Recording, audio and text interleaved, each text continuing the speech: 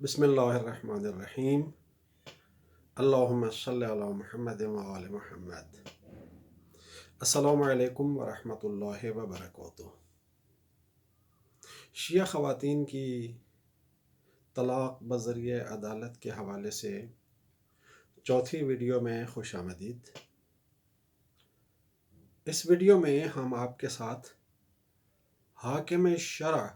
یا حاکم شرعی والے تصور کے بارے میں بات کریں گے اور دیکھیں گے کہ حاکم شرعی کا تصور کیا ہے اور یہ تصور کہاں سے آیا ہے اور اس تصور کی حیثیت کیا ہے۔ اس لیے کہ جب کوئی شیعہ خاتون جسے اس کا شوہر رکھتا بھی نہیں ہے، اس کا نان و نفقہ بھی نہیں دیتا، اس کو ٹارچر بھی کرتا ہے اور اس کے مطالبے کے باوجود اسے طلاق بھی نہیں دیتا، اور پھر یہ شیعہ خاتون اگر عدالت کا دروازہ کھٹکھٹاتی ہے اور عدالت کے ذریعے سے طلاق لے لیتی ہے، تو ہمارے شیعہ علماء کرام فرماتے ہیں کہ عدالت سے لی جانے والی طلاق درست طلاق نہیں ہے۔ یہ خاتون حاکم شرع یا حاکم شرع کے نمائندے کی طرف رجوع کرے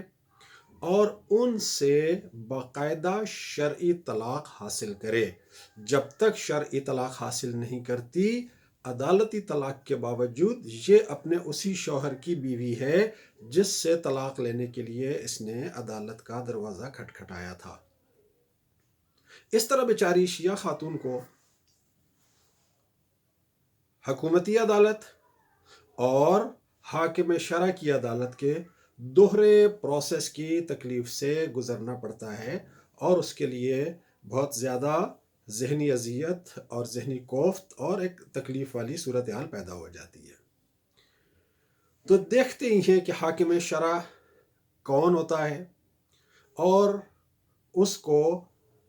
یہ اختیار کس نے دیا ہے کہ وہ اس قسم کے کیس میں کسی خاتون کو طلاق دے سکتا ہے۔ حاکم شرع ہمارے شیعہ علماء کی اصطلاح میں مجتہد جامع الشرائط کو کہا جاتا ہے، یعنی دوسرے الفاظ میں مرجع تقلید کو کہا جاتا ہے۔ تو مرجع تقلید، مجتہد جامع الشرائط، اسے حاکم شرع کہا جاتا ہے، یعنی ایک ایسا حاکم جسے شرع مقدس اسلام نے لوگوں کا حاکم مقرر کیا ہے، حاکم شرع۔ اور کہا جاتا ہے کہ زمانہ غیبت امام میں حکومتی اختیارات اس کے پاس ہیں اور جو کام حکومت کے کرنے کے ہیں وہ حاکم شرع نے کرنے ہیں۔ تو دیکھتے ہیں کہ یہ حاکم شرع والا تصور آیا کہاں سے ہے۔ ہمارے علماء نے، ہمارے فقہاء نے، ہمارے مجتہدین نے یہ تصور کہاں سے لیا ہے۔ اس تصور کی بیک پہ چند احادیث ہیں۔ ان احادیث سے استدلال کر کے فقہاء نے یہ حاکم شرع والا تصور ایجاد کیا ہے۔ میں آپ کے سامنے وہ احادیث پیش کرتا ہوں اور دیکھتے ہیں کہ ان احادیث سے کیا مطلب نکلتا ہے اور کیا یہ حاکم شرع والا تصور ان احادیث سے نکلتا ہے یا نہیں نکلتا۔ یہ احادیث دو قسم کی عورتوں کے بارے میں ہیں۔ ایک وہ کہ جس کا شوہر لاپتہ ہو گیا۔ پرانے زمانے میں ایسے ہوتا تھا، لوگ سفر پہ جاتے تھے تو ظاہر سی بات ہے سفر بھی بڑے لمبے چوڑے ہوتے تھے۔ وہ فاصلہ جو آج کل کے دور میں چند گھنٹوں میں طے ہو جاتا ہے وہ کئی مہینوں میں طے ہوتا تھا۔ آپ آج لاہور سے حج کرنے کے لیے سعودی عرب جانا چاہتے ہیں، آپ لاہور سے 4 گھنٹے میں 4.5 گھنٹے میں جدہ پہنچ جاتے ہیں، جبکہ ماضی میں یہی فاصلہ کئی مہینوں میں طے ہوتا تھا۔ اسی طرح سے ایک جگہ سے دوسری جگہ تک کوئی پیغام پہنچانا ہوتا تھا تو اس پر بھی کئی دن، کئی ہفتے اور بعض اوقات کئی مہینے لگ جاتے تھے۔ تو نہیں لوگوں کو خبر ملتی تھی اور بعض اوقات کوئی شوہر فوت ہو گیا، گم گیا، بالآخر ایسی صورتحال ہو جاتی تھی کہ نہیں پتہ چلتا تھا شوہر کا، شوہر لاپتہ ہو جاتا تھا۔ تو ہماری حدیث کی کتابوں میں اور فقہی کتابوں میں باقاعدہ چیپٹر ہے، طلاق والے چیپٹر کے ضمن میں ایسی عورت کا مسئلہ جس کا شوہر مفقود یعنی لاپتہ ہو چکا ہو۔ تو یہ لاپتہ عورتوں کے شوہر کے ذیل میں جو احادیث ہیں وہ اور اسی طرح سے کچھ احادیث ہیں ایسے کیس کے بارے میں کہ جہاں شوہر اپنی بیوی کی ضروریات پوری نہیں کرتا، اس کو رہائش فراہم نہیں کرتا، اس کو لباس فراہم نہیں کرتا، اس کو خوراک فراہم نہیں کرتا، اور اس کو باندھے رکھا ہوا ہے، اس نے طلاق بھی نہیں دیتا، تو اس خاتون کے مسئلے کو کیسے حل کرنا ہے، اس کے بارے میں جو روایات ہیں، ان روایات کو سامنے رکھتے ہوئے یہ حاکم شرع والا تصور نکالا گیا ہے۔ دیکھتے ہیں ان روایات میں سے کچھ روایات کو۔ ایک روایت ہے جو کافی سے آپ کی خدمت میں پیش کر رہا ہوں۔ کافی جلد 4 صفحہ 148۔ ابی الصباح الکنانی امام جعفر صادق علیہ السلام سے روایت کرتے ہیں، فی امرأۃ غاب عنہا زوجہا، ایک ایسی عورت کے بارے میں سوال کرتے ہیں امام جعفر صادق علیہ السلام سے کہ جس کا شوہر اس سے غائب ہو چکا ہے 4 سنین، 4 سال ہو گئے، 4 سال شوہر اپنی بیوی سے غائب ہے، لاپتہ ہے، ولم ينفق علیہا، اور اس عرصے میں اس شوہر کی طرف سے بیوی کو کوئی خرچہ بھی ادا نہیں کیا گیا ہے، ولم تدر احی ہوا ام میت، اور اس عورت کو یہ بھی نہیں پتا کہ اس کا شوہر زندہ ہے یا مر چکا ہے، ایجبر ولیہ علی ان یطلقہا، کیا اس گمشدہ شوہر کے ولی کو مجبور کیا جا سکتا ہے کہ وہ اس عورت کو طلاق دے دے اس کے شوہر کے ولی ہونے کی حیثیت سے؟ یعنی اگر وہ چلا گیا ہے، لمبے سفر پہ گیا ہے، تو ظاہر سی بات ہے گھر میں کسی نہ کسی کو اپنے خاندان کا سرپرست بنا کر، گھر کے معاملات کا نگہبان بنا کر کسی نہ کسی کو گیا ہوتا ہے، تو اسے کہتے ہیں اس کا ولی۔ تو پوچھا جا رہا ہے کہ اگر کسی عورت کا شوہر 4 سال لاپتہ رہے تو کیا اس کے ولی کو مجبور کیا جا سکتا ہے کہ وہ اس عورت کو اس کے شوہر کی طرف سے طلاق دے دے؟ تو امام علیہ السلام فرماتے ہیں نعم، ہاں، اس لاپتہ شوہر کے ولی کو جو اس کی عدم موجودگی میں اس کے خاندان کے معاملات کو دیکھ رہا ہے، اس کو مجبور کیا جا سکتا ہے کہ وہ اس عورت کو طلاق دے دے۔ وَإِن لَّمْ يَكُن لَّهُ وَلِيٌّ، اور اگر اس عورت کا کوئی ولی، اور اگر اس شوہر کا کوئی ولی نہ ہو جو کہ گمشدہ ہے، جو کہ غائب ہے، جو کہ لاپتہ ہے،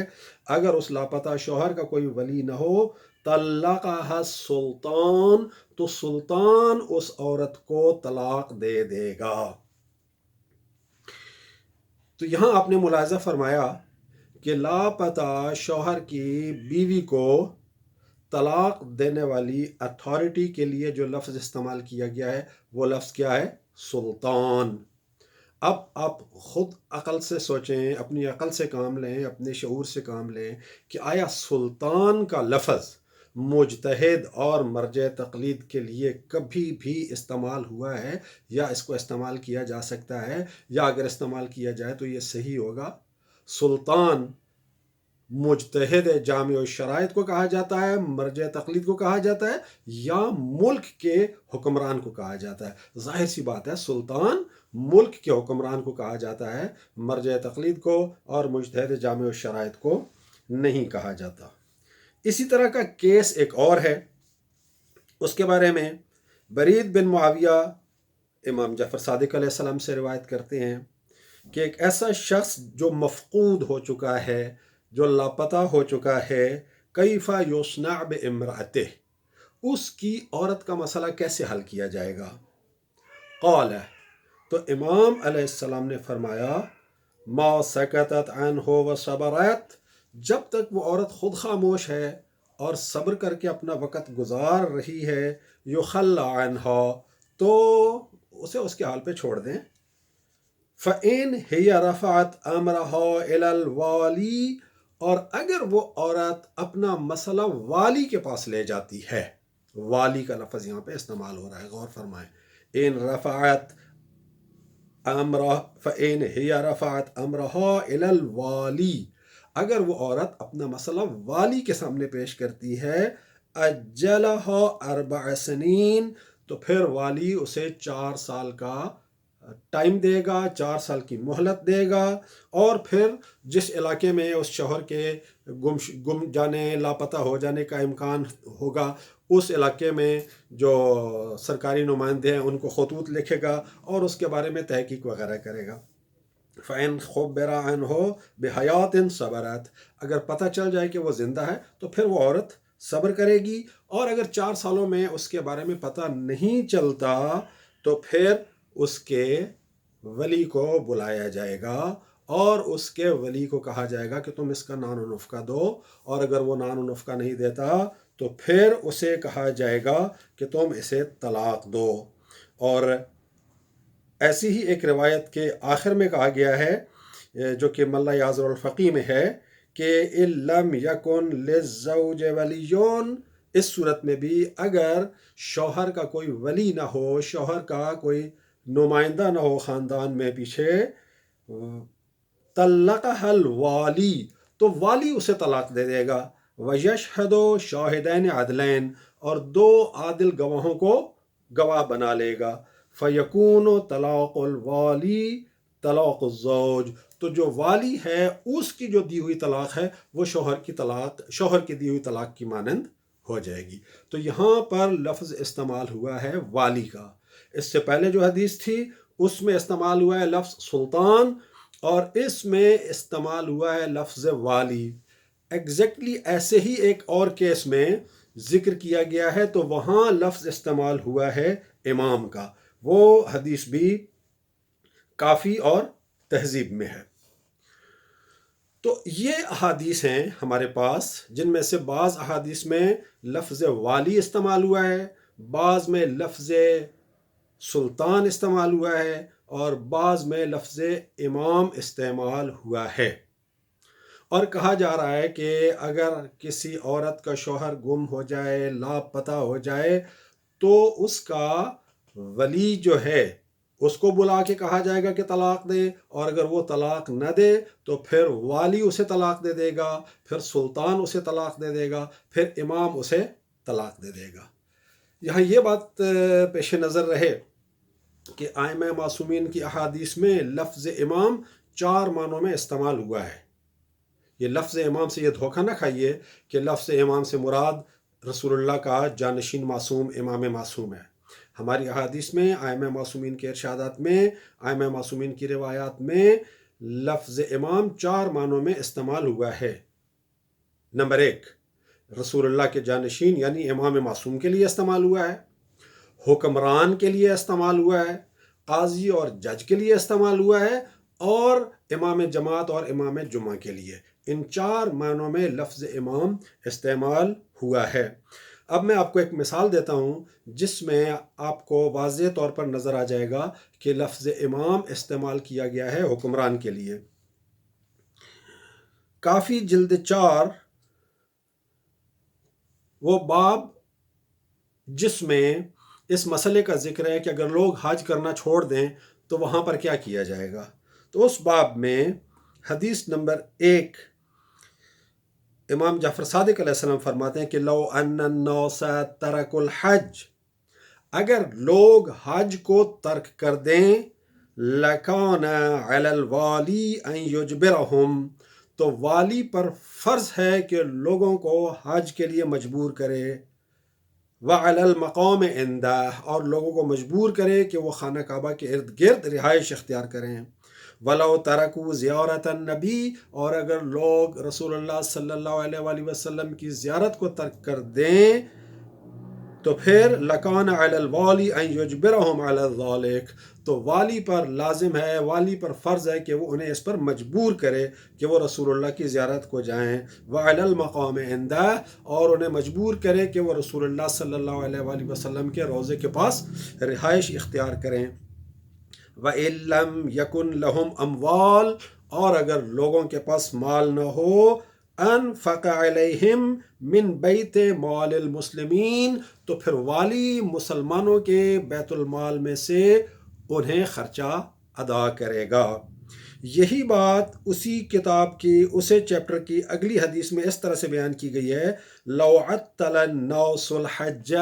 اگر لوگ حج کو چھوڑ دیں، تعطیل کر دیں، ترک کر دیں لوجب علی الامام ان یجبرہم علی الحج، تو امام پر واجب ہو جائے گا کہ وہ لوگوں کو حج پر مجبور کرے۔ اب ظاہر سی بات ہے، آپ غور کریں کہ اگر لوگ حج نہیں کرتے، لوگ زیارت نبی کو نہیں جاتے، تو کیا امام معصوم کے پاس یہ اختیار ہے کہ وہ انہیں مجبور کرے؟ کیا امام معصوم کے پاس یہ اختیار ہے کہ وہ انہیں قبر رسول کے نزدیک یا خانہ کعبہ کے نزدیک رہائش اختیار کرنے پر مجبور کرے؟ کیا امام معصوم کے پاس یہ پاور ہے کہ امام معصوم ان کے خرچے بیت المال مسلمین میں سے ادا کرے؟ ظاہر سی بات ہے، یہ حکومت کا کام ہے۔ پہلی حدیث میں لفظ والی استعمال ہوا ہے اور کہا گیا ہے کہ بیت المال سے لوگوں کو خرچہ دے گا، دوسروں میں لفظ امام استعمال ہوا ہے۔ ظاہر سی بات ہے، بیت المال مسلمین کبھی بھی ائمہ معصومین کے ہاتھ میں نہیں تھا۔ بیت المال مسلمین صرف 2 صورتوں میں ائمہ معصومین کے ہاتھ میں تھا۔ ایک وہ جب 4.25 سال کے لیے امیر المومنین علیہ السلام کے پاس ظاہری اقتدار تھا، اور 6 مہینے کا وہ عرصہ جس میں امام حسن علیہ السلام کے پاس ظاہری اقتدار تھا۔ اس کے علاوہ کبھی کسی امام کے پاس مسلمانوں کا بیت المال یعنی سرکاری خزانہ ان کے اختیار میں نہیں رہا۔ تو یہ سرکاری خزانے یعنی بیت المال سے اخراجات ادا کرنا اور لوگوں کو مجبور کرنا کہ وہ حج کریں، لوگوں کو مجبور کرنا کہ وہ روضہ رسول اور خانہ کعبہ کے پاس رہائش اختیار کریں، یہ حکمران کے اختیار میں ہے۔ حکمران تو یہ کر سکتا ہے، امام معصوم جن کے پاس اختیار نہیں تھا وہ یہ نہیں کر سکتے تھے۔ اور مجتہد جامع الشرائط جتنا بڑا مجتہد بھی ہو، اس کے پاس بھی ایسا کوئی اختیار نہیں ہے کہ وہ لوگوں کو مجبور کرے اور لوگوں کو بیت المال مسلمین میں سے خرچہ ادا کرے کہ وہ چل کے خانہ کعبہ یا روضہ رسول کے پاس آباد ہوں اور ان کے اخراجات کو وہ ادا کرے۔ تو گم شدہ شوہر کے عورت کی طلاق کے معاملے میں جہاں سلطان کا لفظ استعمال ہوا ہے، جہاں والی کا لفظ استعمال ہوا ہے، جہاں امام کا لفظ استعمال ہوا ہے، وہاں اس سے مراد حکمران ہے، اس سے مراد فقیہ جامع الشرائط کسی بھی صورت میں نہیں ہے۔ اسی بات کو آیت اللہ سید احمد خنصاری نے اپنی کتاب جامع المدارک کی 4 جلد کے صفحہ نمبر 567 میں اس طرح سے بیان کیا ہے۔ وہ ان احادیث کا ذکر کرتے ہیں اور ان احادیث کا ذکر کرنے کے بعد فرماتے ہیں ثم انہا ہنا اشکال، پھر یہاں ایک مشکل پیش آتی ہے، وہوا، اور وہ مشکل یہ ہے کہ ان التعبیر فی لسان الاخبار المذکورہ، کہ ان مذکورہ احادیث میں جو عبارت استعمال ہوئی ہے وہ کیا ہے؟ بالامام فی بعضها، بعض میں امام کا لفظ استعمال ہوا ہے، او الوالی فی بعضها، بعض میں والی کا لفظ استعمال ہوا ہے، و سلطان فی بعضها، اور بعض روایات میں سلطان کا لفظ استعمال ہوا ہے، و انطباق السلطان او الوالی علی الفقہاء فی عشر الغیبہ محل اشکال، اور والی اور سلطان کا لفظ زمانہ غیبت میں مجتہد جامع الشرائط کے اوپر استعمال کرنا یہ مشکل ہے۔ یعنی فقیہ کو زمانہ غیبت میں سلطان کہنا یا والی کہنا کوئی درست بات نہیں ہے، ایک صحیح بات نہیں ہے۔ بلکہ ایک قدم آگے بڑھتے ہیں، انہوں نے کہا نا کہ زمانہ غیبت کے فقیہ، ہم کہتے ہیں زمانہ ظہور امام میں، زمانہ حضور امام میں بھی جو فقہا تھے، ان میں سے کس فقیہ کے پاس ایسے اختیارات تھے کہ جن کے لیے لفظ ولی یا ان کے لیے لفظ سلطان کا استعمال کیا جاتا ہو یا کیا جا سکتا ہو؟ تو یہ احادیث جن کو آپ نے ملاحظہ کیا، ان احادیث میں یہ کہا جا رہا ہے کہ اگر کسی عورت کا شوہر گم ہو جائے، لاپتہ ہو جائے، تو وہ کیا کرے گا؟ اس کی بیوی کیا کرے گی؟ اس کی بیوی والی کی طرف رجوع کرے گی، سلطان کی طرف رجوع کرے گی، اور پھر وہ سلطان اور والی اس کے ولی کو بلائے گا اور اس کے ولی سے کہے گا کہ تم اس کو طلاق دے دو، اور اگر ولی طلاق نہیں دے گا تو پھر کیا ہوگا؟ سلطان یا والی یا امام خود اس عورت کو طلاق دے دے گا۔ تو یہاں سلطان، والی اور امام سے مراد حکمران ہے۔ تو ثابت یہ ہوا کہ اگر کسی عورت کا شوہر لاپتہ ہو گیا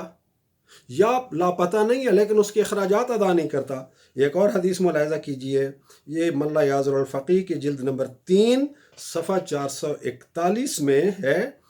ابی بصیر روایت کرتے ہیں امام محمد باقر علیہ السلام سے کہ من کانت عندہ امرأتن، جس شخص کی بیوی ہو، فلم یکسہا ما یواری عورتہا، اور وہ اسے لباس فراہم نہ کرے جس سے وہ اپنا تن ڈھانک سکے، وَيُطْعِمْهَا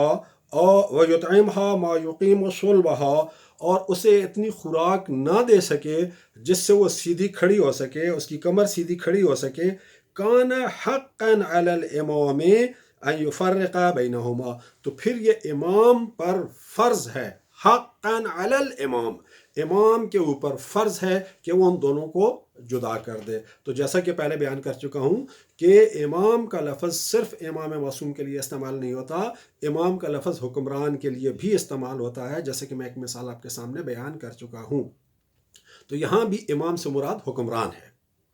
تو بنیادی طور پر یہ حکمران کا اختیار ہے، یہ حکمران کو اتھارٹی حاصل ہے کہ جب کسی عورت کا شوہر اس کے حقوق ادا نہ کر رہا ہو یا لاپتہ ہو جائے اور اس کا پتہ نہ چل رہا ہو اور وہ عورت لٹکتی ہوئی رہ جائے، تو پھر یہاں سلطان کا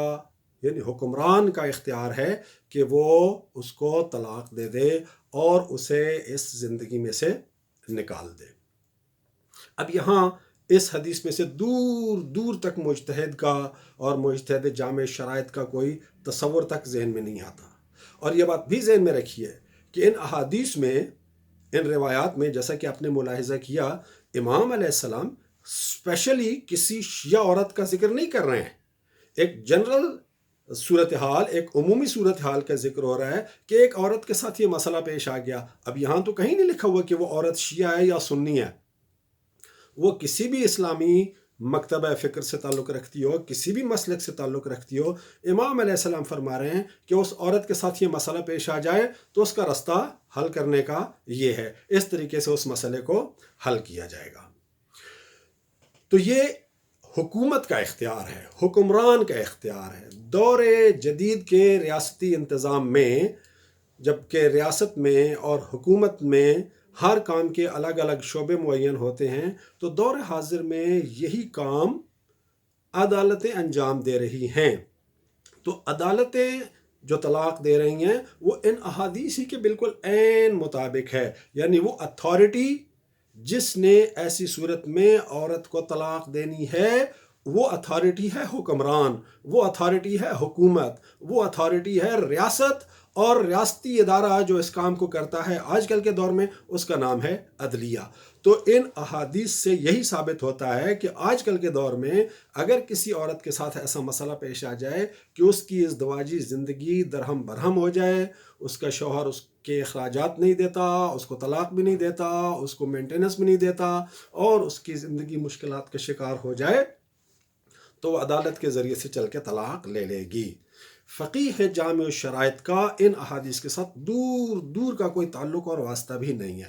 لیکن ہمارے علماء نے کیا کیا ہے، ان احادیث میں سے لفظ حاکم نکالا اور اس لفظ حاکم کے ساتھ اپنے پاس سے شرع کا لفظ لگا دیا، اور حاکم شرع یا حاکم شرعی کا ایک خود سختہ جعلی تصور بنا لیا، اور پھر اس کو مسلط کر دیا بیچارے شیعہ عوام پر، اور اس مخصوص کیس میں شیعہ خاتون کے اوپر۔ تو حاکم شرع کا تصور 100% جعلی تصور ہے،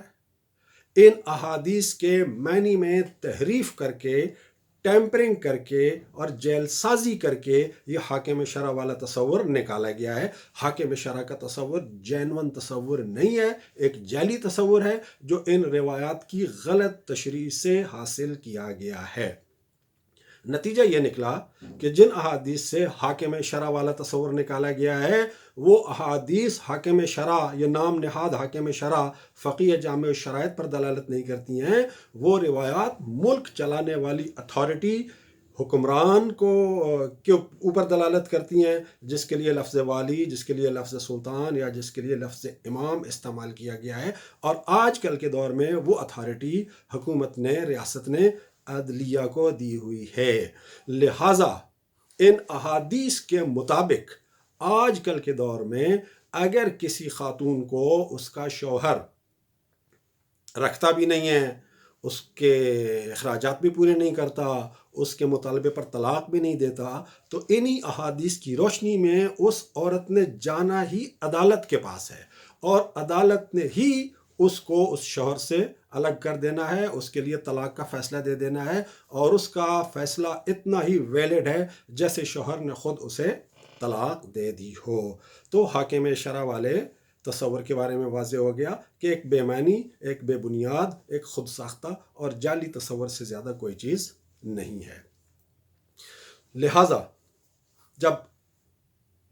جامع شرائط فقی والا تصور ہی باطل ہو گیا، تو اب اگلی بات یہ کہ آیا فقیہ جامع شرائط کو یہ حق ہے کسی کو طلاق دینے کا؟